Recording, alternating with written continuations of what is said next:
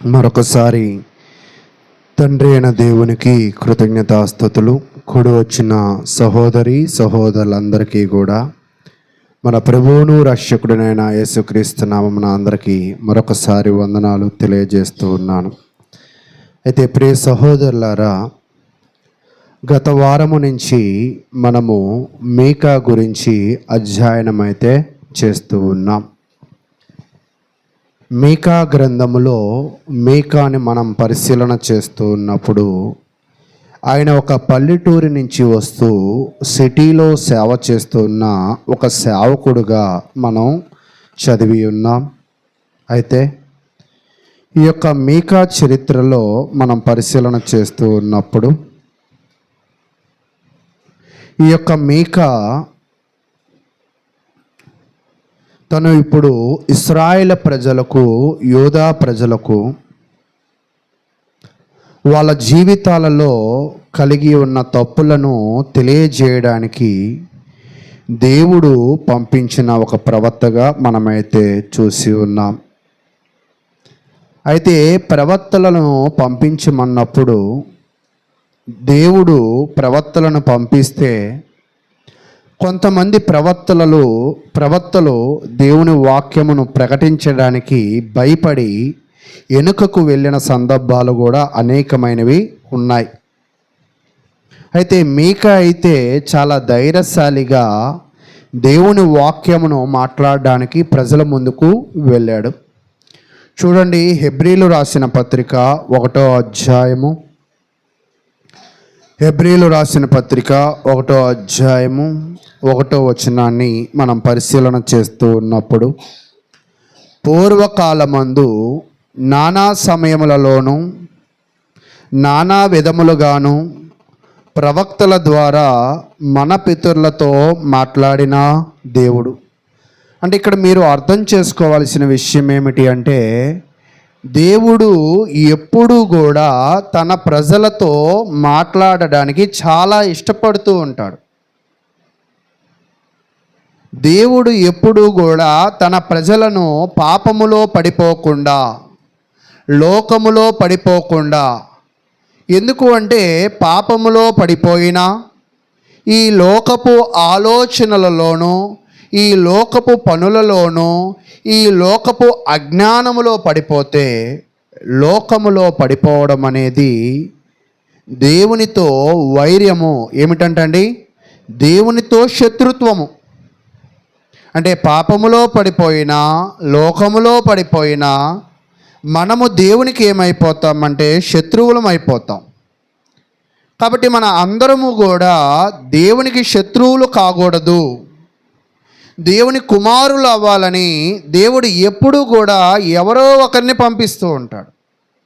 దేని కొరకు పంపిస్తాడంటే, శత్రుత్వము లేకుండా మన పాపముల నుంచి, మన లోకపు ఆలోచనల నుంచి మనలను నడిపించడానికి, మనలను విడిపించడానికి. అయితే కానీ కింద చూద్దాం 2వ వచనం, ఈ దినముల అంతమందు కుమారుని ద్వారా మనతో మాట్లాడెను. అయితే ప్రియ సహోదరులారా, దేవుడు ఎప్పుడు కూడా మాట్లాడడానికి ఇష్టపడుతూ ఉన్నాడు. కానీ ఆయన మాటలను ఎవరు మాత్రమే అంగీకరించగలరు అంటే దేవుని యందు విశ్వాసం ఉంచిన వారు మాత్రమే ఆయన మాటలను అంగీకరించగలరు.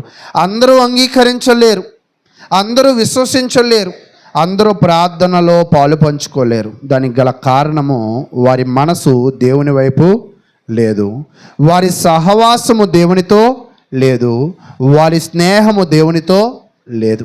కాబట్టి అందరూ అంగీకరించలేరు. అయితే అప్పుడు మీకా వచ్చి ఇశ్రాయేలు ప్రజలతోనూ యూదా ప్రజలతోనూ మాట్లాడుతూ అక్కడ ఒక వచనాన్ని తెలియజేస్తూ ఉన్నాడు. మీకా గ్రంథము 1వ అధ్యాయము 8వ వచనం. మీకా గ్రంథము 1వ అధ్యాయము 8వ వచనాన్ని మనం చదువుకుందాం. దీన్ని చూచి నేను కేకలు వేయచ్చు. అంటే మీకా దేవుని వాక్యమును ప్రకటించి వారు చేస్తున్న పాపములను బట్టి, వారు చేస్తున్న దోషక్రియలను బట్టి, వాళ్ళు ఉన్న పాపపు ఊబిలను బట్టి ఎవరు బాగా బాధపడుతున్నారంట? మీకా బాధపడుతున్నాడు. బాధపడుతూ ప్రాలాపించుచు దిగంబరినై నక్కలు అరుచున్నట్లు అరుచుచున్నాను, నిప్పుకోడి మూలుగునట్లు మూలుగుచున్నాను. కాబట్టి ఇప్పుడు మీకా దేవుని వాక్యాన్ని ప్రకటించాడు. ప్రకటించడమే కాదు, పేజీ నెంబర్ చెప్పండి. 764 65. కాబట్టి ప్రియ సహోదరులారా, ఇప్పుడు మీకా పరిస్థితి ఎలాగ ఉన్నది అంటే, పాపం చేసిన వాళ్ళు బాగానే ఉన్నారు, కానీ వారికి కలిగే శిక్షను చూసి మీకా చాలా బాధపడుతూ ఉన్నాడు. బాధపడుతూ మరి 1వ అధ్యాయాన్ని మనం ముగించాం. ఇప్పుడు మనం 2వ అధ్యాయంలోకి వచ్చాం. ఈరోజు మనం 2వ అధ్యాయాన్ని పరిశీలన చేద్దాం. మీకా గ్రంథము 2వ అధ్యాయం. ఈ మీకా గ్రంథము 2వ అధ్యాయములో 3 విషయాలు దేవుడు ప్రముఖంగా తెలియజేస్తున్నాడు. ఎన్ని విషయాలండి? 3 విషయాలు. ఏంటి ఆ 3 విషయాలు అంటే, ధనవంతులు పేదవారిని దోచుకుంటున్నారు, ధనవంతులు పేదలను హింసపరుస్తూ ఉన్నారు, ధనవంతులు పేదవారిని కించపరుచు ఉన్నారు. ఈ విషయాన్ని అంటే ఒకటే విషయం 3 సార్లు చెప్పాను నేను. కాబట్టి ధనవంతులు పేదలను ఎలా ఇబ్బందులు పెడుతున్నారో అక్కడ తెలియజేస్తాడు. అది 1 నుంచి 5 వచనాలు చూస్తాం. తర్వాత ధనవంతులు ప్రజలను ఇబ్బంది పెడుతున్నారు, తర్వాత ప్రజలను అబద్ధ ప్రవక్తలు తప్పు మార్గంలో నడిపిస్తున్నారు. ఒకవైపు ఏమో ప్రజలను ఎవరు ఇబ్బంది పెడుతున్నారంట? ధనవంతులు ఇబ్బంది పెడుతున్నారు. మరొక వైపు ఎవరు ఇబ్బంది పెడుతున్నారంట? తప్పు మార్గంలో నడిపిస్తున్నారంట అబద్ధ ప్రవక్తలు. అది 6 నుంచి 11 వచనాలు ఉంటుంది. తర్వాత 12 నుంచి 13 వచనాలు ఏముంటుందంటే, దేవుడు వారిని మరలా పునరుద్ధరించడం, అంటే నాశనం అయిపోతున్న వారిని మరలా ఏం చేస్తాడంట?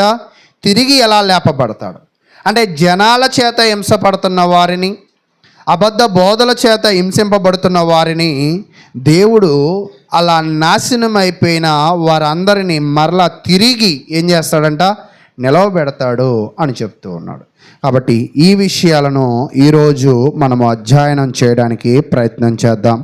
కాబట్టి ప్రియ సహోదరులారా, చూద్దాం. 2వ అధ్యాయము 1వ వచనాన్ని చదువుకుంటూ మనం ముందుకు వెళ్ళే ప్రయత్నం చేద్దాం. మీకా గ్రంథము 2వ అధ్యాయము 1వ వచనాన్ని చదువుకుందాం. మంచముల మీద పరుండి మోసపు క్రియలను యోచించుచు దుష్కార్యములను చేయువారికి శ్రమ. అలాగు చేయుట వారి స్వాధీనంలోనున్నది గనుక వారు ప్రొద్దు పొడవగానే చేయుదురు. అంటే ఇక్కడ రచయిత తెలియజేస్తున్న విషయం ఏమిటి అంటే, కొంతమంది జనాంగము ఉన్నారు, లేదా ఒక రకమైన జనాంగము ఉన్నారు. వీళ్ళ పని ఏమిటి అంటే, పొద్దు పొడవగానే వారి ఆలోచనలు, వాళ్ళ ప్రవర్తన అంతా కూడా పాపములోనే ఉంటుంది అని చెప్పాలని రచయిత యొక్క ఉద్దేశం. నిజముగా ఈరోజు కొంతమందిని మనము పరిశీలన చేస్తూ ఉన్నప్పుడు, అయితే కొంతమంది గురించి పక్కన పెడితే, ఇశ్రాయేలుల యొక్క జీవితాలు ఎలాగంటే, మొన్నే మీకు కొన్ని వారి లక్షణాలు చెప్పా. ఎవరైనా గుర్తున్నాయా? ఇశ్రాయేల్ ప్రజల యొక్క లక్షణాలు మీకా ప్రకటిస్తున్నప్పుడు ఎలాంటి వాళ్ళు అంటే, దుర్మార్గులు, లంచగొండులు, లోబులు, దోచుకునేవారు, అసహ్యులు, దౌర్జన్యము చేసేవారు. అంటే ఇటువంటి దుష్ట లక్షణాలన్నీ కూడా ఎవరు కలిగి ఉన్నారు అంటే, మీకా ప్రవచించినప్పుడు అక్కడ ఉన్న ఇశ్రాయేల్ ప్రజలు కలిగి ఉండినట్లుగా అయితే మనం చూస్తూ ఉన్నాం. అయితే ప్రియ సహోదరులారా, వీళ్ళు ఏ కాలంలో ఇంత దుర్మార్గం కలిగి ఉన్నారు? వీళ్ళు ఏ కాలంలో ఇటువంటి దౌర్జన్యపరులుగా ఉన్నారు? వీళ్ళు ఏ కాలంలో ఇలాగ దేవునికి విరుద్ధంగా జీవిస్తున్నారు అంటే, యోతాము, ఆహాజుల యొక్క కాలంలో. అంటే రాజులు బాగుంటే, రాజులు దైవ జ్ఞానం కలిగి ఉంటే, రాజులు దైవేకమైన నడిపింపు కలిగి ఉంటే ప్రజలు కూడా ఆటోమేటిక్గా దానిలోకి వస్తారు.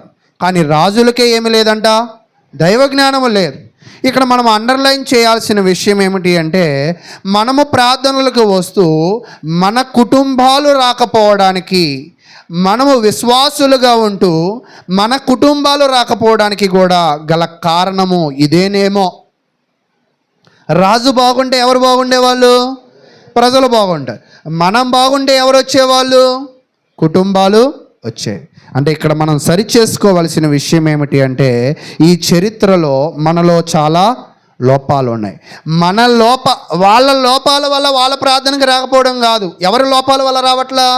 మన లోపాల వల్ల రావట్లా. అది మనం తెలుసుకోవాల్సిన వారిగా ఉన్నాం.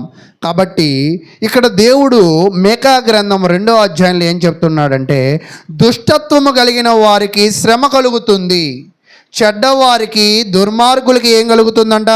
శ్రమ కలుగుతుంది అనే విషయాన్ని అయితే తెలియజేస్తూ ఉన్నాడు. ఎందుకు అంటే, ఎప్పుడు కూడా ఒక వాక్యం చదువుతాం, ఏమి విత్తుతావో ఆ పంటే కోస్తావు. ఈ యొక్క యూదులు, ఈ యొక్క ఇశ్రాయేలులు ఏమి విత్తారంటే దుర్మార్గాన్ని విత్తారు, దౌర్జన్యాన్ని విత్తారు, ధనాశను విత్తారు, విగ్రహారాధనలను విత్తారు. కాబట్టి పంట కూడా ఏమొచ్చింది అంటే చెడే వచ్చింది. చెడు విత్తాము కాబట్టి చెడు వస్తుంది. ఒక్కోసారి మనం అంటూ ఉంటాం, నా జీవితంలో ఎన్ని బాధలు వస్తున్నాయని. కాదు, మనం విత్తాం, ఇప్పుడు ఏం చేస్తున్నాం? కోస్తూ ఉన్నాం. ఊరికినే రావు, ఊరికినే ఏమి హింసింపబడం, ఊరికినే ఏమి బాధింపబడం. మనం విత్తాం.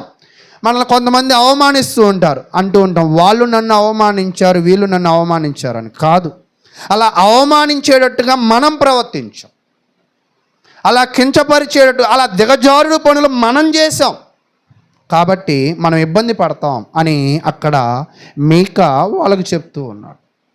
ఒక్కోసారి మా బ్రతుకులు ఎందుకు ఇలా అయిపోయాయి గారు, మా కోసం ప్రార్థన చేయండి, మేము రోజు ప్రార్థనకు వస్తూ ఉన్నాం కదా అంటూ ఉంటారు. ఓకే, ప్రార్థనకి రావడం వరకు మంచిదే, కానీ నువ్వు ఆచరించే విధానము నీది ఎలా ఉంది? ఏం విత్తుతున్నావు సమాజంలో? నీ జీవితంలో ఏం విత్తుతున్నావు? ఏమి విత్తుతావో అదే ఖచ్చితంగా కోస్తావు. తర్వాత అక్కడ ఏం చెప్తాడంటే, తెల్లవారుజామున వాళ్ళు దుర్మార్గాన్ని ఆచరించడం ఎప్పటి నుంచి ప్రారంభం అంట? తెల్లవారుజాము నుంచే ప్రారంభం. అంటే ఇశ్రాయేలు ప్రజలు, యోధా ప్రజలు, ఈ దుర్మార్గులు రాత్రంతా చెడు పనులు చేయాలని ఆలోచిస్తూ తెల్లవారు లెగగానే వాళ్ళు ఏం చేస్తారంట? పొరుగు వారిని హింసించడము, ఇతరులను బాధించడం అనేది చేస్తూ ఉంటారు. కాబట్టి ఇశ్రాయేలు ప్రజలు ఎంత దుర్మార్గులుగా తయారైపోయారంటే, వారు రాత్రంతా ప్లాన్ చేసుకుంటారంట. కొంతమంది నిజంగా కూడా చెడు చేయడానికి కూడా ప్లాన్ వేస్తూ ఉంటారు, మంచి చేయడానికి కాదు. ఇదంతా వాళ్ళని ఎలా పడేయాలి, వాళ్ళని ఎలా నాశనం చేయాలి, వాళ్ళని ఎలా దెబ్బేయాలి అని అంటూ ఉంటారు కదా. ఈ యోధా ప్రజలు, ఇశ్రాయేలు ప్రజలు కూడా ఎంత దుర్మార్గులు అయిపోయారంటే, చెడు చేయడానికి కూడా వాళ్ళు ఏం చేస్తున్నారంట? ప్రణాళికలను వేస్తూ ఉన్నారు. ఈరోజు నిజంగా మన జీవితంలో చెడు చేయడానికి నువ్వు ప్రణాళిక వేయట్లేదేమో కానీ, మంచి చేయడానికి ప్రణాళిక వేస్తున్నావా? మంచిగా బ్రతకడానికి ప్రణాళిక వేస్తూ ఉన్నావా? అసలు ఒక ప్లాన్ అనేది పెట్టుకున్నావా? నేను ఇలా బ్రతకాలనుకుంటున్నా, ఇలా వెళ్ళాలనుకుంటున్నా, ఇలా చెయ్యాలనుకుంటున్నా, ఇలా ఇవ్వాలనుకుంటున్నా అని ఒక ప్రణాళిక, ఒక నిశ్చయత, ఒక నిర్ణయం మనం కలిగి ఉన్నామా? అలా కలిగి లేరు వాళ్ళు కూడా. కానీ వాళ్ళు ఎలాంటి నిర్ణయాలు కలిగి ఉన్నారంటే, చెడ్డమైన వాటి మీద ఆలోచనలు కలిగి ఉన్నారు. కలిగి ఉండి వాళ్ళు ఏం చేస్తూ ఉన్నారంటే, చూడండి మీకా గ్రంథము 1-2 అధ్యాయము మనం చూస్తూ ఉన్నప్పుడు 2వ వచనం, వాళ్ళు నైటే ప్లాన్ చేసుకుంటారు, ఉదయం దానిని ఏం చేస్తారంట? అప్లై చేస్తారు. వాళ్ళు నిజంగా గ్రేట్, గొప్ప వాళ్ళే. వాళ్ళు ఏదైతే నిర్ణయించుకుంటున్నారో, ఏదైతే చేయాలనుకుంటున్నారో అది చేయగలుగుతున్నారు. కానీ మనం నిర్ణయించుకోగలుగుతున్నామా? మనం చేయగలుగుతున్నామా? కానీ వీళ్ళు చెడ్డమైన వాటిని నిర్ణయించుకోగలుగుతున్నారు, చేయగలుగుతున్నారు. వాళ్ళు ఏం నిర్ణయించుకుంటున్నారంటే, అక్కడ 2వ వచనం చెప్తూ ఉంది, వారు భూములు ఆశించి పట్టుకొందురు, ఇండ్లు ఆశించి ఆక్రమించుకొందురు, ఇక మనిషిని, కుటుంబమును, ఇంటి వాని స్వాస్యమును అన్యాయముగా ఆక్రమింతురు. అంటే ఇశ్రాయేలు ప్రజలు, యోధా ప్రజలు, అప్పటి కాలపు జనుల పరిస్థితి ఎలా ఉన్నది అంటే, ఒక రకంగా భూ కబ్జాదారులు అంటారు కదా, కబ్జా చేస్తూ అంటారు కదా. నిజముగా మనది కాని దానిని మనము వాడుకున్నా, మనది కాని దాని మీద మనము ఆశపడ్డా, మనది కానిది మనది అని పెత్తనం చేసినా మనం ఏమైపోతామంట? కబ్జాదారులం అయిపోతాం. కాబట్టి ఇశ్రాయేల్ ప్రజలు కూడా ఇక్కడ ఎలా తయారయ్యారంటే ఒక కబ్జాదారులుగా తయారయ్యారు. ఈ కబ్జాదారులు ఒక ప్లాన్డ్గా వెళుతూ ఉన్నారు.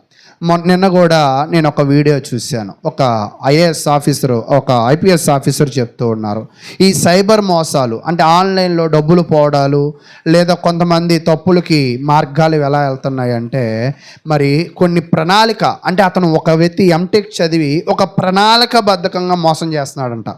సెలెక్ట్ చేసుకుంటాడంట, వీళ్ళని మోసం చేయాలి, వీళ్ళని మోసం చేయాలి, వీళ్ళని మోసం చేయాలి. ఆ మోసం అనే ట్రాప్లో జనాలు పడిపోతూ ఉన్నారు. అర్థమైందా? ఇప్పుడు ఇశ్రాయేల్ ప్రజలు కూడా ఏం చేస్తున్నారంటే ప్లాన్ చేసుకుంటున్నారు, ఇది ఆక్రమించాలి, ఇది లాక్కోవాలి, ఇది నేను సంపాదించాలి అని అనుకుంటున్నారు. అలాగా చేసిన వాళ్ళు బైబిల్లో ఎవరైనా ఉన్నారంటారా?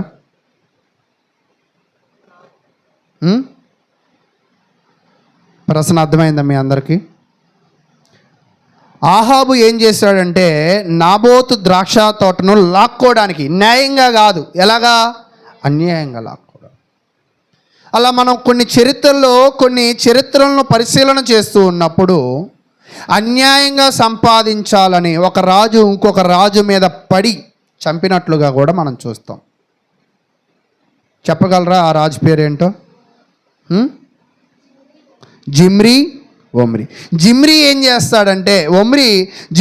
చేస్తాడంటే ఏలాము అనే రాజుని చంపి అన్యాయంగా, తనతోనే ఉంటే ఈయనేమనుకుంటాడు, నా మనిషేగా అనుకుంటారు. వాడికి అర్థం కానిది ఏమిటి అంటే, ఇతను నిద్రిస్తున్న సమయంలో నా మనిషి అనుకునేవాడే కత్తితో ఏం చేశాడంట, చంపే ప్రయత్నం. ఒక్కోసారి మనం కూడా ఎలా ఉంటామంటే మన మనుషుల్ని మనమే తిడుతూ ఉంటాం, మన మనుషులను మనమే మోసం చేస్తూ ఉంటాం, మన మనుషులను మనమే విడిచిపెడుతూ ఉంటాం. ఇది నిజమా అబద్ధమా? అయితే ఈరోజు ఇశ్రాయేల్ ప్రజల పరిస్థితి కూడా ఎలా ఉన్నదంటే దుర్మార్గులుగా ఉన్నారు, వాళ్ళలో వాళ్ళే మోసాలు చేసుకుంటున్నారు. ఆ మోసాలు చేయాలని ముందుగానే ప్రణాళికలను కూడా వేసుకుంటున్నట్లుగా దేవుని వాక్యం అయితే తెలుస్తుంది. వాళ్ళు గొప్ప దోపిడిదారులు. వాళ్ళు ఎందుకు అంత దోపిడిదారులు అయిపోయారంటే వాళ్ళలో దురాశ పెరిగిపోయింది. దురాశ గర్భము కనగా పాపము పరిపక్వం అవుతుంది కదా. ఈ దురాశతో వీళ్ళు ఏం చేస్తున్నారంటే వీళ్ళు ఉన్న స్థితిలో సంతృప్తి పడటం లేదు, వాళ్ళు పొరుగు వారిది కూడా దోచుకుంటూ ఉన్నారు. కాబట్టి ఈరోజు మనము కూడా మన జీవితంలో ఒక గొప్ప దురాశ కలిగిన వాళ్ళుగా ఉంటూ ఉన్నాం. దేవుడు మనకిచ్చిన దాంతో సంతృప్తి చెందాలి. అలా సంతృప్తి చెందకపోతే నీ కదలికలు, నీ ఆలోచనలు, నీ ప్రవర్తన కూడా ఏమైపోద్దంట, పాపానికి దారి తీస్తూ ఉంది. కాబట్టి ప్రియ సహోదరులారా, వీళ్ళ యొక్క జీవితాలు 1 నుంచి 5 వచనాలు చూస్తున్నప్పుడు వీళ్ళు పాపాలు చేస్తూ, నలుగురిది లాక్కుంటూ, దౌర్జన్యంగా స్వాధీనం చేసుకుంటూ, ఎదుటి వారిని ఎగతాళి చేసి మెడలు వంచేవారిగా ఉన్నట్లుగా మనమైతే చూస్తూ ఉన్నాం. తర్వాత చదువుదాం 3వ వచనం నుంచి. కాబట్టి యెహోవా ఇలా అంటున్నాడు, అంటే వీళ్ళు ఇలాంటి స్వభావం కలిగి ఉన్నారు కదా, వీళ్ళు దుర్మార్గులుగా, దురాశపరులుగా, విగ్రహారాధికులుగా, నలుగురిని బాధ పెట్టేవారిగా ఉన్నారు కదా, మరి దేవుడు ఊరుకుంటాడా? అయితే అప్పుడు దేవుడు చెప్తున్నాడు, కాబట్టి యెహోవా సెలవిచ్చినది ఏమనగా, గొప్ప అపాయము వచ్చుచున్నది, దాని క్రింద నుండి తమ మెడలను తప్పించుకొనలేకున్నంతగా, గర్వంగా నడవలేకున్నంతగా ఈ వంశమును కీడు చేయను ఉద్దేశించుచున్నాను. అంటే ఇప్పుడు దేవుడైన యెహోవా ఏం చేస్తున్నాడంటే, ఈ జనులేమో నలుగురికి కీడు చేస్తున్నారు, ఈ జనులేమో నలుగురిని శ్రమ పెడుతూ ఉన్నారు, హింసిస్తూ ఉన్నారు. ఇప్పుడు దేవుడు ఏమంటున్నారంటే, నువ్వు కీడు చేసావు కదా, నేను కీడు చేస్తా. నువ్వు శ్రమ పెట్టావు కదా, నేను నీకు శ్రమ పెడతా. నువ్వు అన్యాయం చేసావు కదా, నేను నీకు అన్యాయం చేస్తా. ఇందాక మీకు చెప్పాక ఏమి విత్తుతామో అదే ఖచ్చితంగా కోస్తూ ఉంటాం. గొప్పవి కొయ్యాలని అనుకోవద్దు. విత్తినప్పుడే గొప్పవి విత్తితే గొప్ప పంట ఫలం వస్తుంది. విత్తినప్పుడు మంచి విత్తకపోతే గొప్పవి ఎప్పుడు కూడా రావు. కాబట్టి ప్రియ సహోదరులారా, ఇక్కడ మనం చూస్తూ ఉన్నప్పుడు వీళ్ళు ఒక కుట్రపరులు కాబట్టి, వీళ్ళు దుర్మార్గులు కాబట్టి, వీళ్ళు ఒక గర్విష్ఠులు కాబట్టి దేవుడు కూడా వీళ్ళని ఏం చేయాలనుకున్నాడంటే శిక్షించాలనుకుంటున్నాడు. అయితే ఈ 5 వచనాలలో ఈరోజు మనం నేర్చుకోవాల్సింది ఏమిటి చెప్పగలరా? ఈ 5 వచనాలలో ఈరోజు మనము నేర్చుకోవాల్సింది ఏమిటి? అక్కడ దుర్మార్గము అంటున్నాడు కదా, ఆ దుర్మార్గము అంటే ఏమిటంటే హీబ్రూలో అంటాడు ఆవేన్. ఆవెన్ అంటే ఏమిటి అంటే నైతిక వంకర బుద్ధి.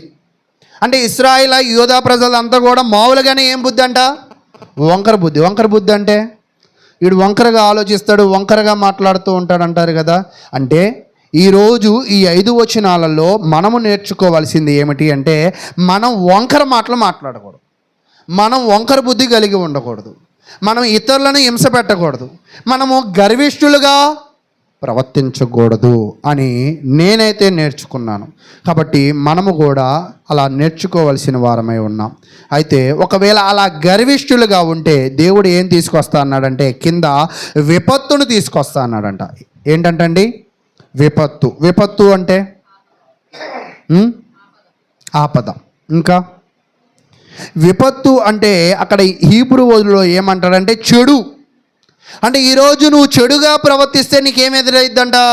చెడుగానే ఎదురైద్ది. కాబట్టి ఈరోజు ఈ మీకా గ్రంథము 2వ అధ్యాయంలోంచి మనం ఏం నేర్చుకోవాలంటే చెడుగా ప్రవర్తిస్తే చెడు ఎదురైద్ది, పరిశుద్ధంగా మంచిగా ప్రవర్తిస్తే ఖచ్చితంగా మంచి ఎదురవుతుందని మనమైతే నేర్చుకోవాలి. ఇప్పుడు 2వ విషయానికి వద్దాం. ఇప్పటిదాకా మనం నేర్చుకుంది ఏంటంటే వీళ్ళు ధనవంతులు బీదవాళ్ళని దోచుకోవడము, గర్విష్ఠులుగా నడుచుకోవడము, అన్యాయంగా దౌర్జన్యంగా నడుచుకోవడం అనేది 5 వచనాలు చూసాం.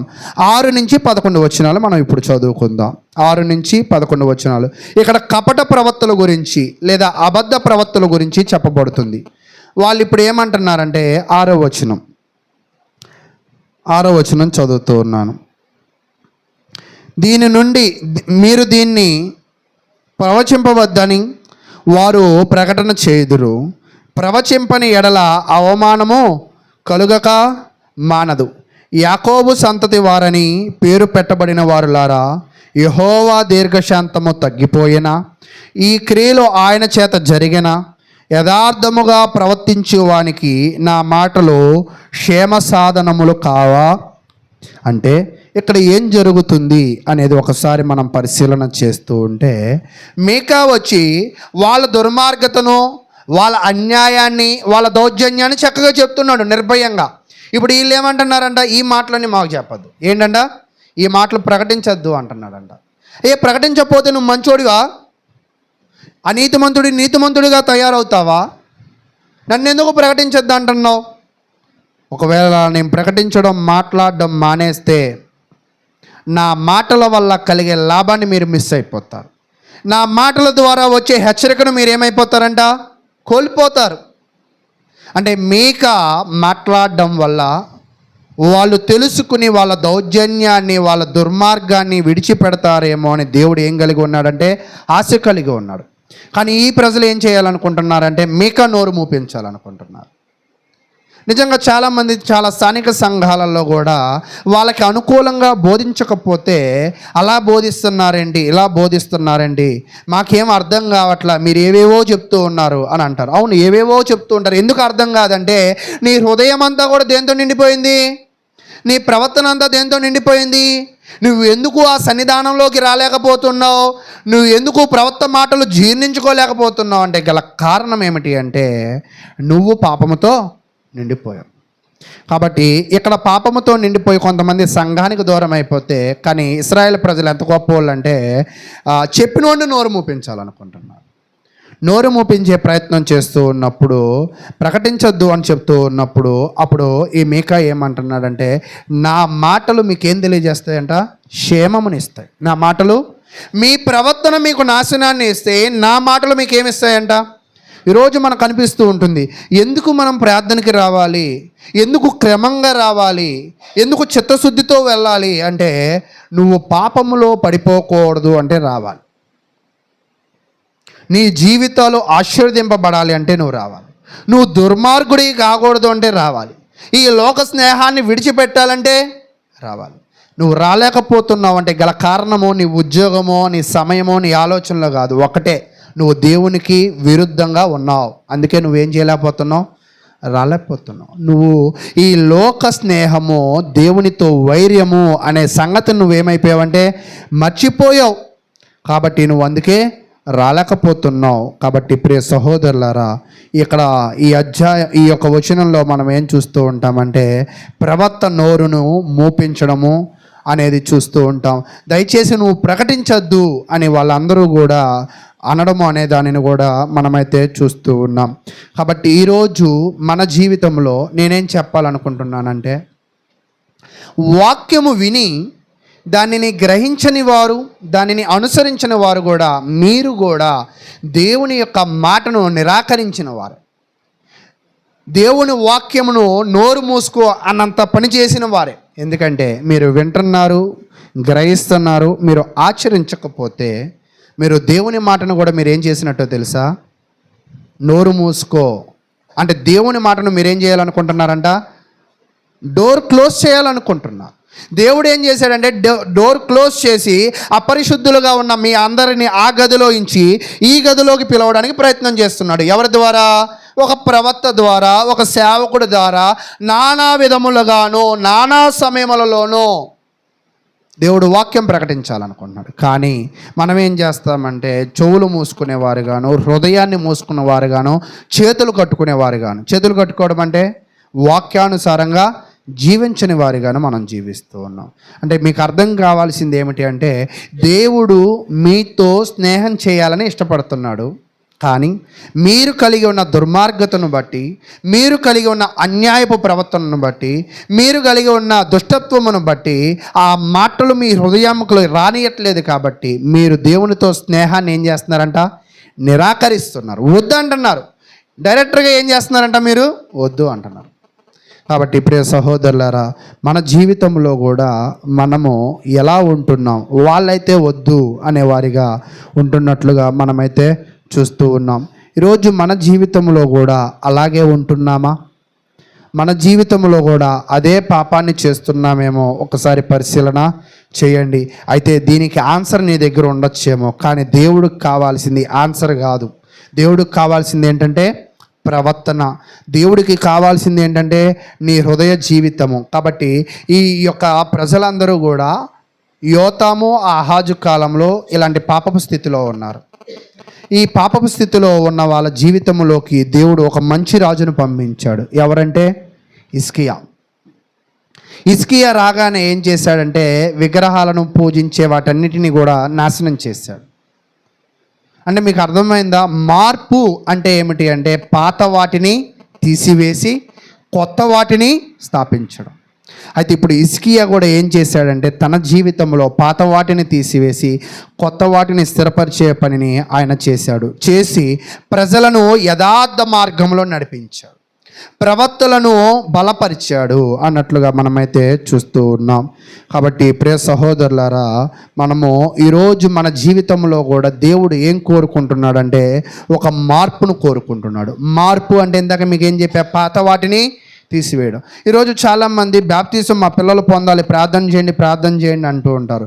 అంటే ప్రార్థన, బాప్తీసం అంటే ఏమనుకుంటారంటే నీళ్ళల్లో వెళ్ళి మునిగి వచ్చి నేను పరిశుద్ధాన్ని అయిపోయాను, నేను ఇప్పటి నుంచి ఏమైపోయా? క్రైస్తవుని అయిపోయాను అంటారు. కాదు. క్రైస్తవ్యుడము అంటే ఏమిటి అంటే నీలో పాత లక్షణాలు తీసివేసి దేవుడికి అనుకూలమైన లక్షణాలను నువ్వు కలిగి ఉండడము అనేది అది నీ జీవితం. అలా కలిగి ఉండకపోతే, అలాంటి కొత్త లక్షణాలు నీలో ఆ ఒరవడి రాకపోతే, నీలో పాత జీవితపు ఛాయలు ఉంటే నువ్వు ఎప్పటికీ కూడా క్రైస్తవుడివి కాలేవు. చాలామంది క్రైస్తవ్యము అంటే ఏమనుకుంటున్నారంటే ఒక తప్పు అభిప్రాయం, నీళ్ళల్లో మునిగితే చాలు కదా అని అనుకుంటూ ఉంటారు. ఒక్కోసారి కొంతమంది సహోదరులు ఒకసారి ఒకళ్ళు బాప్తీసం తీసుకుంటానంటే కొంతకాలం తర్వాత తీసుకోండి అంటే అక్కడ ఆ సందర్భంలో ఏమన్నారంటే అనిల్ గారు నన్ను బాప్తీసం కొంతకాలం తర్వాత, బాప్తీసం తీసుకోమంది కొంతకాలం తర్వాత కాదు, మారని దేవుడు మారమంది వెంటనే. కానీ నువ్వు మారే స్థితిలో నువ్వు ఇంకా లేవు. మార్పు అనేది నీటిలో మునిగితే వచ్చేది, పాత వాటిని తీస్తే. కాబట్టి ఇక్కడ నేనేం చెప్పాలనుకుంటున్నానంటే నిజమైన ప్రవక్తలు ఎప్పుడు కూడా సంఘాన్ని, సమాజాన్ని, కుటుంబాన్ని సరైన మార్గంలో నడిపిస్తారు, సరైన బోధలో పెంచుతారు. ఈరోజు నిజంగా మన సంఘము, మన కుటుంబము సరైన బోధలో ఉందా? సరైన ప్రవర్తన కలిగి ఉందా? ఒకవేళ సరైన ప్రవర్తన లేకపోతే నా వంతు పని ఏముంది? ఎవరి వంతు పని? నా వంతు పని ఏముంది? నేను ఎలాగ బ్రతకగలను, నేను ఎలాగ నా వంతు సహాయం చేయగలను అనే ఆలోచన మనమైతే చేయవలసిన వారమై ఉన్నాం. అయితే వీళ్ళ జీవితాలని ఇంకొంచెం పరిశీలన చేద్దాం. చూడండి, వాళ్ళ జీవితాలను పరిశీలన చేస్తున్నప్పుడు 8వ వచనం చదవండి. పురుషులు చదవండి. ఇప్పుడే గదా నా జనులు శత్రువులైరి, నిర్భయముగా సంచరించు వారిని చూచి వారు కట్టు పంచెలను మాత్రము విడిచి వారి పై వస్త్రములను లాగుకొందురు. వారికి ఇష్టమైన ఇళ్లలో నుండి నా జనుల యొక్క స్త్రీలను వీరు వెళ్ళగొట్టుదురు. వారి బిడ్డల యుద్ధ నుండి నేను ఇచ్చిన ఘనతను ఎన్నడూ లేకుండా మీరు ఎత్తుకొని పోదురు. ఈ దేశము మీ విశ్రాంతి స్థలము కాదు. మీరు లేచి వెళ్ళిపోవుడి. మీకు నాశనము నిర్మూల నాశనము కలుగునంతగా మీరు అపవిత్ర క్రియలు జరిగించి. చాలు. వీళ్ళు వాస్తవానికి వీళ్ళకి ఈ దేశాలను ఇచ్చింది ఎవరంటే దేవుడే. ఐగుప్తు దేశంలో బానిసలుగా ఉన్న వాళ్ళని నడిపించి ప్రతి గోత్రానికి ఒక దేశాన్ని ఇచ్చాడు. దేశాన్ని ఇస్తే దేశంలో ఉన్న పరిస్థితులను బట్టి దేవుడు ఏమనుకున్నారంటే నన్ను మహిమపరుస్తారు అని అనుకున్నారు. కానీ వీళ్ళు ఏం చేశారంటే వాళ్ళు కలిగి ఉన్న ఆ దేశంలో వాళ్ళు అపవిత్రులుగా నడుచుకున్నారు. అపవిత్రులుగా అంటే వాళ్ళు నిద్రించేటప్పుడే అనుకుంటారంట దుర్మార్గం ఎలా చేయాలి, ఎవరి ఇల్లు లాక్కోవాలి, ఎవరిని ఇబ్బంది పెట్టాలి, ఎవరిని నాశనం చేయాలని అలా ఆలోచన చేసి ఆ దేశమును అపవిత్రత చేశారు. వీళ్ళందరూ ఏమనుకుంటున్నారా అంటే ఇది నాది, ఇది నా దేశం, ఇది నాది నాది నాది అనే ఒక ఆలోచన కలిగి ఉన్నాడు. ఇలాగే లోకాసు వార్తలో కూడా ఒక ధనవంతుడు నా ప్రాణమా తినుము త్రాగుము అంతా కూడా నాది నాది నాది అనుకుంటున్నాడు. అప్పుడు దేవుడు చెప్తున్నాడు, ఓ వెర్రివాడా, ఇంగ్లీష్లో ఏమంటారు దాన్ని, ఫూల్, ఇది నీది కాదు, ఏది నీతో రాదు. అదే విషయాన్ని మీకా గ్రంథంలో ఇక్కడ ఏం చెప్తున్నాడంటే 10వ వచనం, ఈ దేశము మీ విశ్రాంతి స్థలము కాదు. నువ్వేమనుకుంటున్నావంటే భూములు లాక్కొని ఇల్లులు లాక్కొని వాటిని మీ స్వాస్థ్యములుగా చేసుకుని ఇది నాది, నేను గొప్ప, నేను ఘనత అని అనుకుంటున్నావు కదా. నువ్వేమి ఇక్కడ ఉండిపో, ఇది నీ దేశమే కాదు. ఖచ్చితంగా దీన్ని నువ్వు విడిచి వెళ్ళవలసిన ఒక రోజు వస్తుంది. అంటే ఇక్కడ మేక ఏం చెప్తున్నాడంటే జరిగిన పాపాన్ని చెప్పాడు, కలిగి ఉండవలసిన స్వభావాన్ని చెప్పాడు, జరగబోయే భవిష్యత్తును కూడా చెప్తున్నాడు. అంటే ఇక్కడ ప్రవక్త ఎంత గొప్పవాడో చూసారా. అంటే అది గ్రహిస్తే అర్థమవుతుంది, గ్రహించకపోతే ఒక్కోసారి మేము కూడా కొన్ని ప్రాంతాలకి సేవకు వెళ్తున్నప్పుడు కన్నడలో పాట పాడుతూ ఉంటారు. ఆ పాట మనకేం అర్థం కాదు. పోనీ మీకేమైనా అర్థమవుతుందా? అప్పుడు ఖచ్చితంగా నిద్ర కూడా పట్టదు. ఎందుకని, ఏం పాడుతున్నాడో తెలుసుకోవడానికైనా ఆసక్తిగా ఉంటాం, అది ఖచ్చితంగా నిద్ర కూడా పట్టలేదు. అంటే ఇక్కడ మనకి నిద్ర పట్టడానికి గల కారణం ఏంటంటే ఆసక్తి లేకపోవడం. అంతేనా? తలనొప్పి అంటే మనకి నిద్రపోతూ ఉంటున్నాము అంటే తలనొప్పి ఉంటే నిద్ర పట్టిద్దా? ఏంటి నిద్ర పట్టట్లేదంటే ఏమంటాం, బాగా తలనొప్పి ఉంది, నిద్ర రావట్లా అని అంటూ ఉంటాం. అంతేనా? ఈరోజు ఈ ఇశ్రాయేలు ప్రజలు ఏమనుకుంటున్నారంటే వీళ్ళు విశ్రాంతి తీసుకుందాం అనుకుంటున్నారు. ఎలాగా? ఇవన్నీ నావే, ఇవి సంపాదించుకున్నా, వాడిది లాక్కోవాలి, వీడిది లాక్కోవాలి, ఆ పేరు నేను కూడా సంపాదించుకోవాలి. అక్కడ ధనవంతుడు వలె సుఖిద్దాం అనుకున్నాడు. ఎక్కడ సుఖిద్దాం అనుకున్నాడు? ఈ భూమి మీద సుఖిద్దాం అనుకుంటున్నాడు.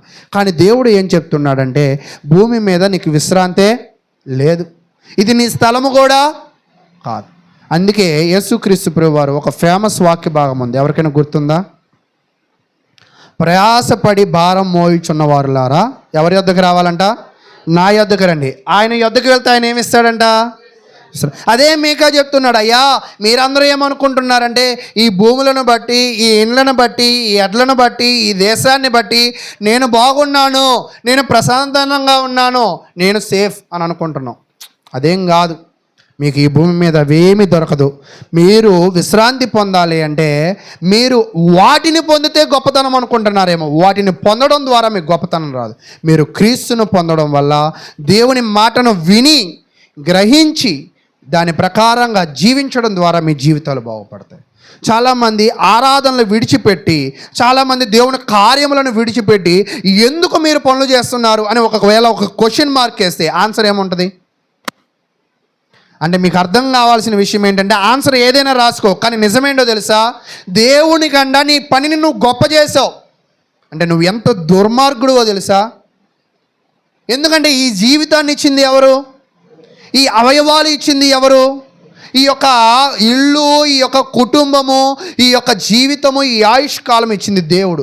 అయితే ఇశ్రాయేలు ప్రజల వలె దేవుడిచ్చిన దేశాన్ని మర్చిపోయి వాళ్ళు దేవుణ్ణి మరిచి దేశం మీద దృష్టి పెట్టినట్లుగా మనం కూడా దేవుడు ఇచ్చిన వాటిని దేవుణ్ణి మర్చిపెట్టి దేవుడు ఇచ్చిన వాటి ఈ శరీరం మీద, ఈ ఉద్యోగాల మీద, ఈ వ్యాపారాల మీద దృష్టి పెడుతున్నాం. మీరు అలా దృష్టి పెట్టే ఎవరినైనా చూడండి, ఖచ్చితంగా వాళ్ళ జీవితంలో వాళ్ళ ఉనికి ఎప్పటికీ సాధించలేరు. ఒకవేళ కళ్ళు మూసుకుని మీ జీవితంలో ఆలోచించేయండి, వెనకకి తిరిగి ఎవరైనా వాక్యానికి దూరంగా ఉండి బాగుపడిన వాళ్ళు ఉన్నారా అని. అందుకే ఏమంటాడు తెలుసా, మలాకీ గ్రంథంలో మీరు సంపాదించిన సంపాదన అంతా కూడా ఏ సంచిలో వేస్తారంట? ఈ చిల్లు సంచి మనకు తెలుసు, కానీ నీకు అర్థం కాదు ఏంటంటే నువ్వు కూడా ఏ సంచిలో వేస్తున్నావు అది నీకు తెలియదు. చిల్లు తెలుసు కానీ ఆ చిల్లు నీదే. కాబట్టి ప్రియ సహోదరులారా, దేవునికి వేరుగా మనం ఏది సంపాదించలేము. దేవునికి వేరుగా ఏ నెమ్మదికరమైన విశ్రాంతి మనకి రాదు. అక్కడ చెప్తూ ఉంటాడు, పోయిన శుక్రవారం వచ్చిన వాళ్ళకి అర్థమవుతుంది. క్వైట్నెస్నేనా? క్వైట్నెస్ అంటే నెమ్మది. నీ జీవితాలకి నెమ్మది ఇవ్వగలిగిన వాడు ఎవరంటే దేవుడే. కాబట్టి వీళ్ళు ఏమనుకుంటున్నారంటే భూములను బట్టి, ఇళ్లను బట్టి, ఆస్తుపాస్తులను బట్టి నేను నెమ్మదిగానే ఉన్నాను అనుకున్నారు. అప్పుడు మీకా వచ్చేయమంటున్నాడు తెలుసా, మీకేం నెమ్మది లేదు, అసలు నెమ్మది దొరకదు కూడా. అందుకే ఒక పాట ఉండదు, జగమంతా ఎతికాను, జనులందరిని అడిగాను, చివరికదే నీలోనే కనుగొన్నాడు.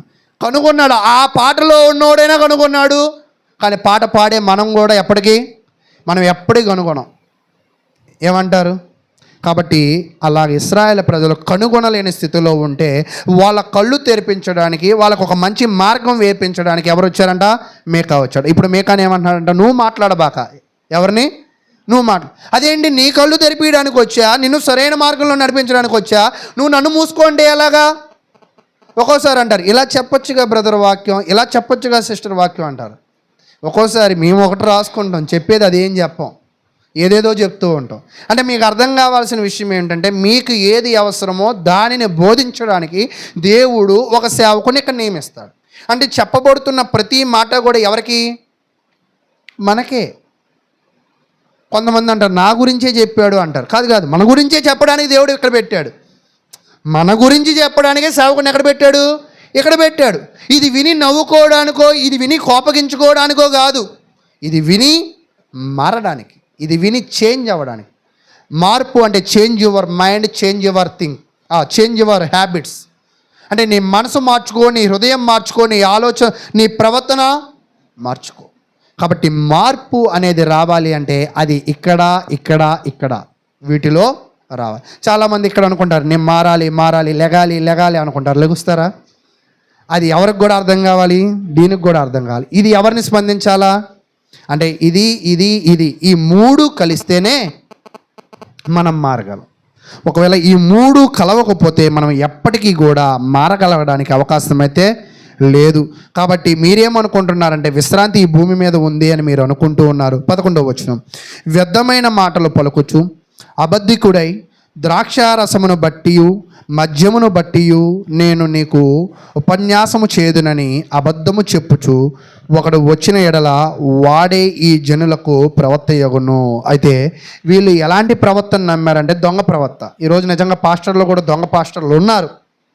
ఏదో పేరుకే సేవ చేయాలని చేసే సేవకులు, పాస్టర్లు, ధన ఆశ కలిగి ఉన్న పాస్టర్లు కూడా ఉన్నారు. అందుకే దేవుడు ఏం చెప్తున్నాడంటే ఉట్టి మాటలు అబద్ధాలు పలుకొచ్చు అలాంటి సేవకులు ఉంటే ఆ వెనకున్న సంఘం అంతా కూడా నాశనం అయిపోయింది. కాబట్టి మనం కూడా నిర్ణయించుకోవాల్సిన విషయం ఏమిటి అంటే మన జీవితంలో సరైన వాక్యం వింటున్నామా, సరైన మార్గంలో మన సేవకులు మనలను నడిపిస్తున్నారా, దేవుని వైపు త్రిప్పుతున్నారా, తన వైపు త్రిప్పుకుంటున్నారా? ఎవరి వైపు? తన వైపు త్రిప్పుతున్నారు. నేను ఒక చిన్న ప్రశ్న వేసి కొంచెం ముందుకు వెళ్తా. మీరందరూ కూడా సంఘస్థులే కదా, మీ అందరి మీద నేను దేవుని ప్రేమ కలిగి ఉండాలి కదా. ఏదో పక్కనే ఉంటారు కదా, వెంకటలక్ష్మి గారు బాగున్నారా, తిన్నారా, పిల్లలు బాగున్నారా, అద్విక చైతన్య బాగున్నారా అని నేను వెంకటలక్ష్మి గారిని ఎవరిని బట్టి అడిగా? దేవుని ప్రేమను బట్టి అడిగా. అయితే ఆ పక్కనే ఉన్న దుర్గక్కని నేను అడగలేదు అంటే అసలు ఇప్పుడు వెంకటలక్ష్మి మీద చూపించింది దైవ ప్రేమ, దొంగ ప్రేమ? నా ప్రశ్న అర్థమైందా మీకు? ఈరోజు నిజంగా కొంతమంది సంఘస్థులు కూడా ఏం చేస్తారో తెలుసా, ఆ సంఘస్థులు మాట్లాడరు, బయట వాళ్ళు వస్తే ఎన్నడూ లేని ప్రేమను ఒలకబోస్తూ ఉంటారు. అలాంటి సంఘస్థులను మీరు చూసారా? అటువంటి సేవకులను మీరు చూసారా? వాళ్ళ సంఘాలతో ఎవరు మాట్లాడరు, ఆ సంఘ సభ్యులతో ఎవరు మాట్లాడరు, ఆ సంఘ సభ్యులను దేవుని వాక్యంలో బలపరచాలనుకోరు. కానీ బయట వాళ్ళు వస్తే మాత్రం ఎందుకంటారు ఇదంతా? ఇప్పుడు ఈడు కూడా వాళ్ళ సంఘ సేవకులతో, ఆ సంఘ సభ్యులతో, ఆ సంఘ విశ్వాసులతో మాట్లాడరు. ఎవరితో బాగుంటారు? దేన్ని బట్టి అంటే దేవుని ప్రేమ అంటారు. అక్కడ దేవుని ప్రేమ చూపిస్తే ఇక్కడే ప్రేమ చూపిస్తున్నావు. అయితే వీళ్ళు కూడా ఏమనుకుంటున్నారంటే దేవుని ప్రేమలో ఉంటున్నాం అని అనుకుంటున్నారు. కానీ వీళ్ళు చేసేదంతా ఏంటంట? దొంగ ప్రేమ. దొంగ ప్రేమలో ఏ మాటలు ఉన్నాయంటే అక్కడ చెప్తూ ఉన్నాడు, వ్యర్థమైన మాటలు పలుకుచు అబద్ధికుడై ద్రాక్షారసమును బట్టి మద్యమును బట్టి నేను మీకు ఉపన్యాసము చేదుననియు అబద్ధము చెప్పుచు. ఇక్కడ వ్యర్థమైన సహవాసము, వ్యర్థమైన మాటలు, వ్యర్థమైన ప్రవర్తన అంటే వ్యర్థమైన సేవకుడు ఒక వ్యక్తిని వ్యర్థమైన వాటి వైపే నడిపిస్తాడు. నిజమైన సేవకుడు వ్యక్తులను ఎవరి వైపు నడిపిస్తాడంట? దేవుని వైపు నడిపిస్తాడు. కాబట్టి ఈరోజు నేనేం చెప్పాలనుకుంటున్నానంటే, మనము కలిగి ఉన్న సంఘములో మనము ప్రేమగా ఉంటున్నామా? మనం అందరితో ప్రేమగా మాట్లాడగలుగుతున్నామా? ప్రేమగా అడుగులు వేయగలుగుతున్నామా? ప్రేమగా పని చేయగలుగుతున్నామా? ఇక్కడ చేయకుండా ఎక్కడో చేస్తున్నావు, నువ్వు ఎక్కడ ఉండకుండా ఎక్కడో ఉంటున్నావు అంటే ఇక్కడ అబద్ధం వైపు వెళ్ళిపోతున్నావేమో, జాగ్రత్త పడు అని మీకా ఏం చేస్తున్నాడంట? వాళ్ళని హెచ్చరిస్తున్నాడు. అయితే నీకు అర్థం కావాల్సింది ఏంటంటే, మీకా స్ట్రైట్గా చెప్తున్నాడు, నీకు తెలుసుకోవాల్సింది ఏంటంటే నువ్వు వ్యర్థంగా వెళ్ళిపోతున్నావు. కాబట్టి నిజమైన దాన్ని నువ్వు తెలుసుకోవాల్సిన అవసరం ఉందని చెప్తూ ఉన్నాడు. తర్వాత ఇప్పుడు వీళ్ళందరూ కూడా అబద్ధ ప్రవక్తలను కౌగిలించుకున్నారు. కౌగిలించుకోవడం అంటే వాళ్ళతో కలిసిపోయారు. కాబట్టి జనాలందరూ కూడా మన జీవితంలో మనం చేయాల్సింది ఏంటంటే, మనము నిజమైన సేవకులను కనుగొనాలి, నిజమైన దేవుని ప్రేమను అందరి పక్షాన చూపించాలి, నిజమైన వ్యక్తిత్వంతో అన్ని సంఘముల్లో, సత్య సంబంధమైన సంఘముల్లో మనం పనిచేయాలి. అంతేనా? ఎందుకంటే నేను బ్యాప్తిజం పొందింది మైకిల్ గారి సంఘంలో, నాకు బ్యాప్తిజం ఇచ్చింది కిషోర్ గారు, నేను వచ్చి పని చేస్తుంది సీతారాంపురం సంఘంలో. అంతేనా? అదేంటి కాదు నువ్వు అక్కడ చేయాలి కదా అంటే, మనం ఎక్కడ ఉన్నా సత్య సంబంధంగా ఉండాలి. పాయింట్ నెంబర్ 1 ఏంటంట? సత్య సంబంధంగా ఉండాలి. మనం వాక్యమును వెంబడించాలి, మనుషులను కాదు. మనుషుల మాటలను, ప్రవర్తనను మనం వెంబడించకూడదు. నేను అక్కడ ఉన్నప్పుడు ఎలా సహకరించానో ఎక్కడ ఉన్నప్పుడు కూడా అలాగే సహకరించే ప్రయత్నం చేస్తాను. కాబట్టి ప్రియ సహోదరులారా, ఆ విషయాలను ఇక్కడ తెలియజేస్తూ ఉన్నారు. కానీ ఇక్కడ ఉన్నవాళ్ళు ఎలాంటి స్వభావాలు కలిగి ఉన్నారు అంటే, వాళ్ళ జీవితంలో ప్రార్థనలకి దూరంగా ఉంటూ, ద్రాక్షారస పానీయాలకి దగ్గరగా ఉంటూ, పుష్కలంగా అబద్ధ ప్రవర్తనలను చేస్తూ ఉన్నట్లుగా మనమైతే చూస్తూ ఉన్నాం. కాబట్టి ఈరోజు మన దగ్గరికి దైవిక ప్రేరణతో వాక్యం ప్రకటిస్తున్నారా? అంటే మనము ఎవరినైతే సేవకులుగా ఎంచుకుని వాక్యం చెప్పిస్తున్నామో దైవ ప్రేరణతో చెప్తున్నారా, స్వంత ప్రేరణతో చెప్తున్నారా, కక్షపూరిత ప్రేరణతో చెప్తున్నారా, అన్యాయమైన ప్రేరణతో చెప్తున్నారా? మీకు చిన్న లాజిక్ సింపుల్గా అర్థం అవ్వడానికి నేను ఒక విషయం చెప్తా. అందరు నిద్రపోతున్నారా? చేతులు ఎత్తండి, కుడి చెయ్యి. ఓకే, సరే. నేను ఒక సేవకుడు ఏం చెప్పాడంటే, అందరూ దశం భాగాలు ఇవ్వాలి అని చెప్పాడు. ఏ భాగం అండి? దశం భాగాలు. ఓకే, మీకు తెలిసిన దశం భాగం అంటే 100కి ఎంత? 100కి 10 రూపాయలు. ఓకే, 10,000కి ఎంత? 20,000కి 2,000. అంటే ఒక వ్యక్తికి 20,000 జీతం ఉంది ఇప్పుడు పురుషులకి, ఆడవాళ్ళకే 10,000 ఉంది. నిజమేనా కాదా? 20,000లో దేవునికి ఎంత ఇవ్వాలంటే అతను 2,000 ఇవ్వాలి. ఆ 2,000 ఇవ్వాలి. అయితే దేవుడు ఏం చెప్పాడంటే, మీరు వర్ధిల్లిన కొలది ఇవ్వండి అని చెప్పాడు. ఎవరికి? క్రైస్తవులకి. కానీ ఈ బోధకులు ఏం చేస్తారంటే, మీరు దశం భాగం ఇవ్వండి అంటారు. ఎందుకంటారు చెప్పండి? నా ప్రశ్న మీకు అర్థమైందా? కొంచెం అందరు నిద్రలేసి నన్నే చూస్తున్నారు. ప్రశ్న అర్థమైనట్టుంది కొంచెం. కొంతమంది దశం భాగం అనగానే 20,000కి ఎంత? 2,000 రూపాయలు. కానీ దేవుడు ఏం చెప్పాడంటే వర్ధిల్లిన కొలది ఇమ్మన్నాడు. దేవుడు చెప్పిందేమో వర్ధిల్లిన కొలది, కానీ దైవజనుడు చెప్పేది ఏంటంట? దశమ భాగం ఎందుకు అంటారు? అప్పుడు చెప్పాడు ఒక ఆయన, వడ్డీలను కొలిది ఇవ్వమంటే ఎవడండి, అదే దశమ భాగం విన్నాం అనుకోండి, ఖచ్చితంగా ఎంత ఇస్తాడు? 2000 ఇస్తాడు. వడ్డీలను కొలిది ఇవ్వమంటే ఎన్ని అప్పులు ఉన్నాయి, కరెంటు బిల్లు ప్రతి నెల 500 వచ్చేది, ఇప్పుడు ఎంత వచ్చింది? 1000 వచ్చిందని ఆ 2000 అంతా కూడా ఏం చేస్తాడు? తగ్గిస్తాడు. అంటే మనుషులు వాళ్ళు లబ్ధి పొందాలని, వాళ్ళు బాగుపడాలని దేవుని వాక్యమును కూడా ఏం చేస్తారంట? మార్చివేస్తారు. నేనేం చెప్తున్నానంటే మనం జీవించేటప్పుడు దేవుని వాక్యమును చెరిపి బోధించే దైవజనులను ఏర్పరచుకుంటున్నామా, మనము వాక్యానుసారంగా మనలను నడిపించే దైవజనుల వైపు ముందుకు వెళ్తున్నామా? నా ప్రశ్న మీకు అర్థమైందా? మనం ఎక్కడికి వెళ్ళినా, ఎందుకంటే మనం ఈరోజు సీతారాంపురంలో శాశ్వతం కాదు, రేపు ఈ ఏరియా మొత్తం పీకేసి మీకు ఏమో ఒక ఊరిలో ఇచ్చి నాకేమో ఒక ఊరు ఇస్తే మనం అక్కడ చర్చి కూడా కట్టం. నిజమంటారా కాదంటారు? ఏదో బాలసుందరం గారే కదా, బాలసుందరం గారు ఏదో కట్టారు, ఈరోజు మీరేదో ఉన్నారు, నేనేదో చెప్తున్నా, మీకు నచ్చితే వస్తారు అంతేనా? మీకు నచ్చకపోతే మీరు రారు. నాకేంటి ఎలాగో బాధ్యత వచ్చింది కాబట్టి నాకు తప్పదు. ఎందుకంటే పాటలు పాడినప్పుడు అర్థమవుతుంటుంది, పాడాల్సిన బాధ్యత నాకే ఉంది, మీకు లేదు. ఏమంటారు? మాట అర్థమైందా? నేనే పాడుకుంటా, ఎందుకంటే నాకు బాధ్యత ఉంది, మీకే బాధ్యత లేదుగా. అంతేనా? మీకు బాధ్యత ఉంటే మీరు కూడా ఏం చేయాలా? మరి పాటలు అయిపోయి వచ్చే వాళ్ళు బాధ్యత ఉన్న వాళ్ళ బాధ్యత లేని వాళ్ళు అంటారా? అంటే ఈరోజు నేనేం చెప్తున్నానంటే, అవకాశం ఉండి, వెసులుబాటు ఉండి, పరిస్థితులు బాగుండి కూడా దేవుని మందిరానికి దూరంగా ఉంటున్నావంటే నువ్వు అర్థం చేసుకోవాల్సింది ఏంటంటే అబద్ధానికి దగ్గరగా ఉంటున్నావు. అంటే నిన్ను ఎవరో అబద్ధ బోధ వైపు లాగుతున్నారు. ఎవరో కాదు, అది నీ హృదయమే అని నువ్వు తెలుసుకో. ముందు నీ హృదయమే నిన్నేం చేస్తుందంట? అబద్ధ బోధ వైపు లాగుతుంది.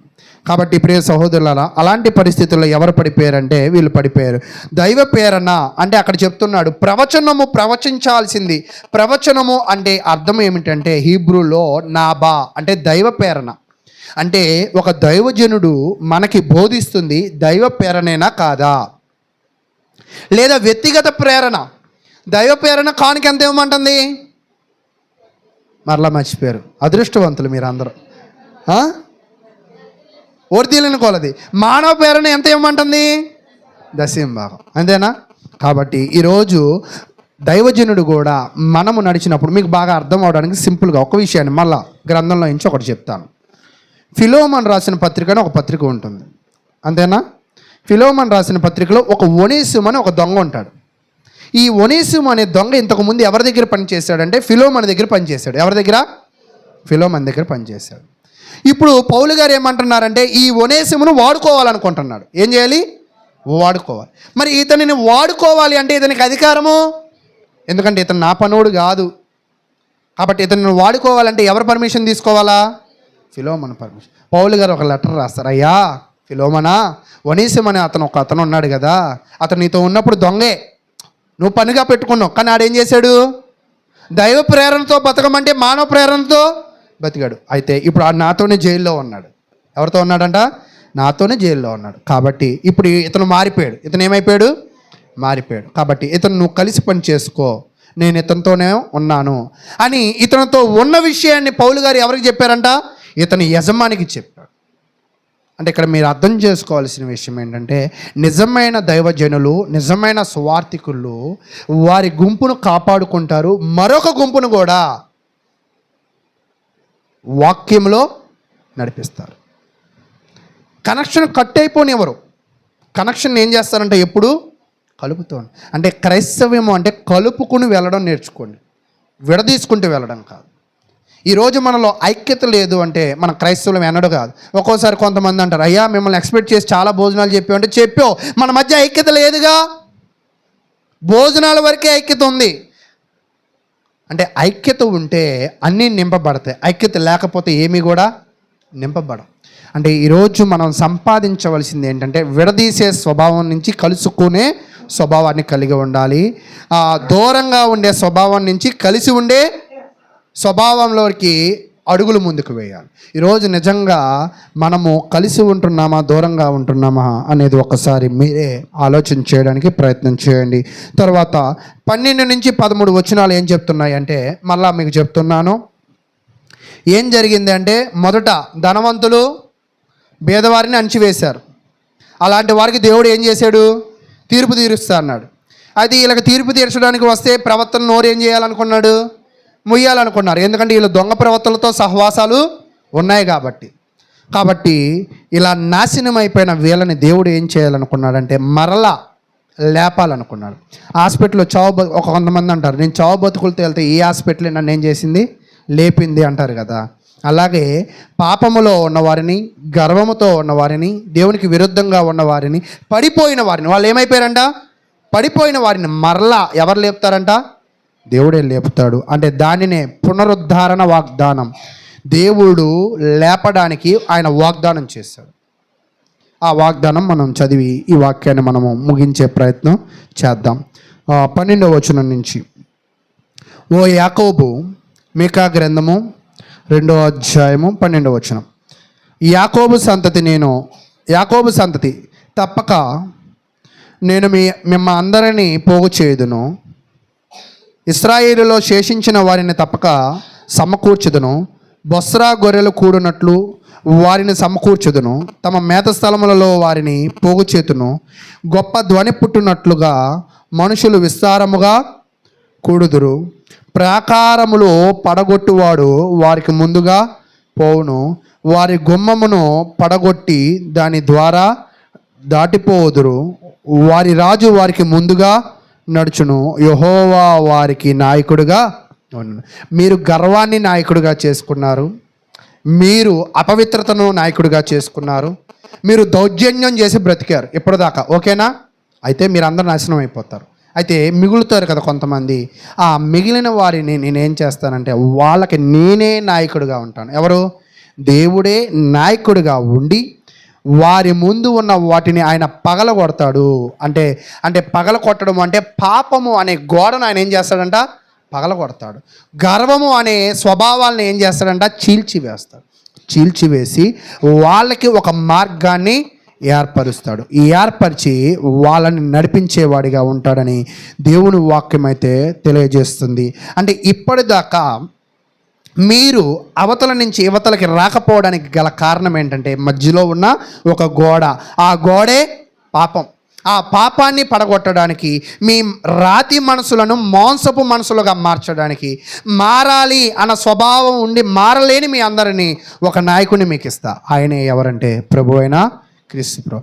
ఆయన వచ్చి పాపాన్ని బద్దలు కొట్టి ఆ గోడలను చీల్చి ఆయనే నేనే మార్గమును, నేనే సత్యమును, నేనే జీవమును అని ప్రకటించి ఆయన వీళ్ళ పాపపు ఊబిలోంచి స్వేచ్ఛని ఇచ్చి దుర్మార్గులను నీతిమంతులుగా మార్చి దూరమైపోయే వారిని దగ్గరస్తులుగా చేసి ఆయన ఏం చేశాడంటే వీళ్ళని నడిపించిన సందర్భాన్ని అయితే ఇక్కడ ప్రకటిస్తున్నట్లుగా కూడా మనము అర్థం చేసుకోవచ్చు.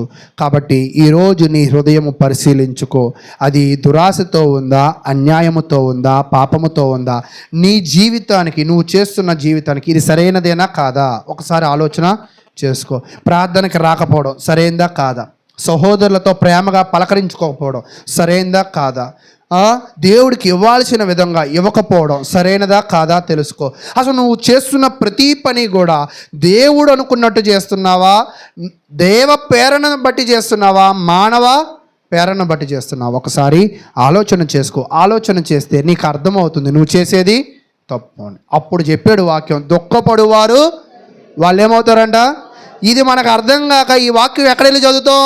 చచ్చిపోయిన వాళ్ళ దగ్గరికి వెళ్ళి చదువుతాం. ఏమని? దుఃఖపడువారు ధన్యులు, వాళ్ళు హ్యాపీగా ఉన్నారు, ఆడిపీడ వదిలిందని. వాళ్ళకి వెళ్ళి ఏం చదువుతాం మనం? దుఃఖపడువారు. అక్కడ దుఃఖం గురించి చెప్పాల దేవుని వాక్యం. ఎక్కడ దుఃఖం గురించి చెప్పిందంట?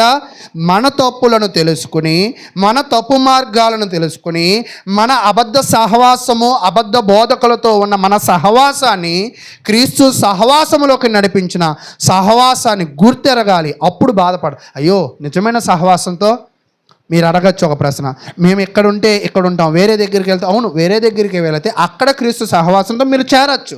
మీరేం చేయొచ్చు అంట? చేరచ్చు. అలా కాదు అక్కడ నుంచైనా ఇక్కడికే రావాలని లేదు, అది తప్పు.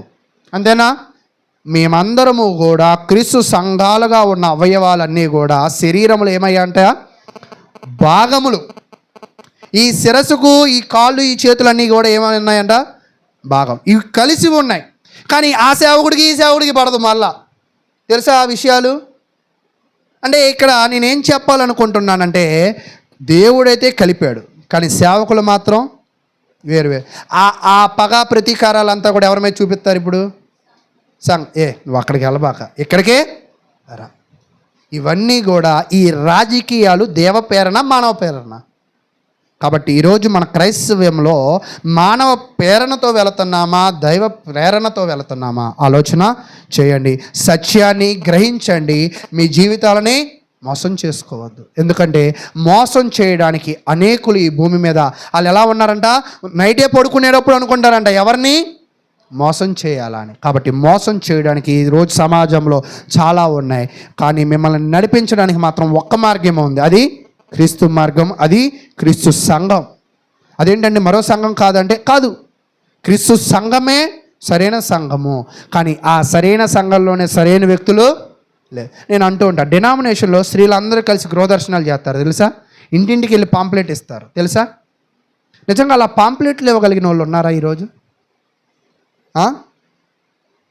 అలా పాంప్లెట్లు ఇవ్వగలిగిన వాళ్ళు, ఇంటింటికి వెళ్ళి పాంప్లెట్లు ఇవ్వగలిగిన నిజంగా వాళ్ళందరూ కలిసి ఒక బస్సు మాట్లాడుకొని ప్రార్థనలకు పోతారు తెలుసా? అది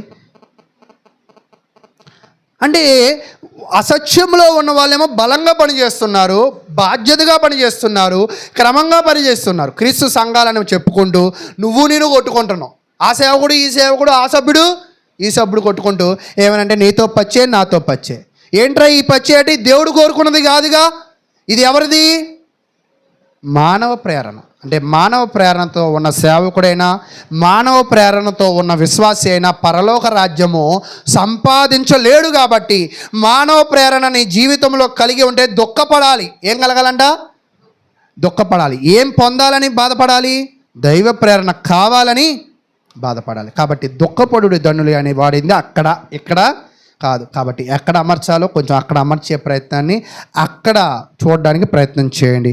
కాబట్టి ప్రియ సహోదరులారా, క్రీస్తు ద్వారా ఈరోజు మన అందరికీ శేషము అంటే మనుగడి సాగించిన మిగిలిపోయిన వారిని దేవుడు ఎలాగ కాపాడాడో క్రైస్తవులుగా ఉన్న మన అందరినీ కూడా ఒక ఆశ ఏమిటి అంటే ఆయన మన జీవితాలకు సరైన దిశా నిర్దేశాలకి ఒక మార్గాన్ని దయచేస్తాడని తెలియజేస్తూ ఇంతవరకు ఎంతో ఓపికగా విన్న మీ అందరికీ ప్రభు నామమున వందనాలు తెలియజేస్తూ 3 విషయాలు నేర్చుకున్నాం. 1, ధనవంతులు బేదలను అణిచి బాధించడాన్ని బట్టి దేవుడు వీళ్ళని ఏం చేస్తా అన్నాడు? శిక్షిస్తా అన్నాడు. వీళ్ళు ఎందుకు ఇంత దుర్మార్గులుగా తయారయ్యారంటే వాళ్ళతో ఎవరున్నారు? అబద్ధ ప్రవర్తనలో ఉన్నారు.